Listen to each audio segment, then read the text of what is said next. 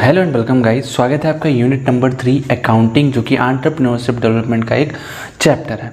तो इस चैप्टर की बात करूं तो या तो इसे बहुत इग्नोर कर दिया जाता है या तो बहुत ज़्यादा ओवर पावर करता है। ठीक है, सो डोमिनेटिंग भी है और इग्नोरेंट भी है।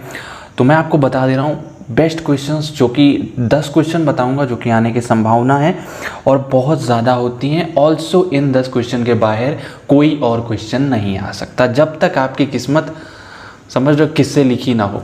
ठीक है, तो चलो स्टार्ट करते हैं। मतलब ये मोस्ट डोमिनेटिंग क्वेश्चन से आएंगे तो आएंगे।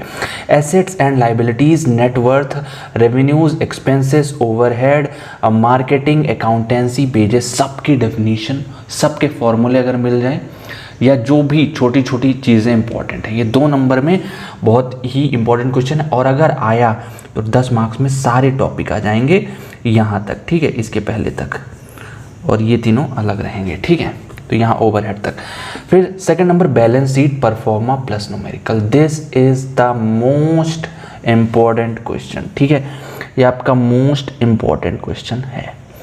ऑल्सो नंबर 3 जो है हमारा product features of financial reports, ये क्वेश्चन पूछा जाता है और इम्पॉर्टेंट भी आपके लिए बन जाएगा। ठीक है, production planning and control steps, तो स्टेप्स पे ध्यान रखना। डायरेक्ट 10 नंबर का क्वेश्चन देगा।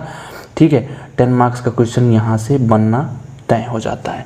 फिर इन्वेंट्री कंट्रोल, उसके ऑब्जेक्टिव्स, एडवांटेजेस सब पढ़ लेना। Inventory control is one of the core topics of this subject. ठीक है, तो ये भी आपका 10 मार्क्स के लिए आएगा। फिर क्वालिटी कंट्रोल क्या होता है, ये आपने पहले भी पढ़ा होगा सब्जेक्ट्स में, नहीं पढ़ा है तो यहाँ पे पढ़ लेना, इम्पॉर्टेंट बनता है। ये टॉपिक आपका अदर सब्जेक्ट्स में भी इम्पॉर्टेंट रहता है अगर ये टॉपिक है तो। फिर trading and PNL account, PNL होता है प्रॉफिट एंड लॉस अकाउंट, तो ये देख लेना, पहले पढ़ लेना अच्छे से, इनके दोनों के बीच का डिफरेंस देख लेना। परफॉर्मा अगर आपके पास टाइम है तो देख लेना, नहीं है तो इग्नोर कर सकते हो। ठीक है, तो ये भी आपका इम्पॉर्टेंट है। डिमांड फोरकास्टिंग के मेथड्स, टाइम मिले तो ज़रूर देखो। ठीक है, ना मिले तो भी देखो। ठीक है, असेसमेंट ऑफ इकोनॉमिक वायबिलिटी, मैंने आपको असेसमेंट ऑफ वायबिलिटी पढ़ा रखा है, but assessment of economic viability की बात हो रही है तो एक बार ज़रूर देख लेना, इंपॉर्टेंट बन जाता है।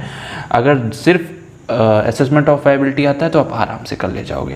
How selling price of a product is determined, तो ये क्वेश्चन आपका बहुत ही मतलब मज़ेदार टाइप का है, पढ़ोगे झूम झूम के पढ़ना, आराम से हो जाएगा। ठीक है, तो इसको भी मैंने इंपॉर्टेंट की कैटेगरी में रखा है।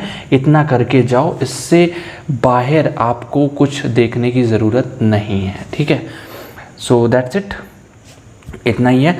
अगर वीडियो पसंद आए चाहे ना आए, ये वीडियो आपके लिए इंपॉर्टेंट बहुत है, काम बहुत आएगी, इसलिए एक लाइक, और चैनल पे नए हो तो सब्सक्राइब, और एक कमेंट अगर करना चाहो if you want then it's also your choice. Thank you so much. मिलते हैं आपसे यूनिट नंबर 4 की वीडियो में, तब तक बाय बाय, लव यू। ठीक।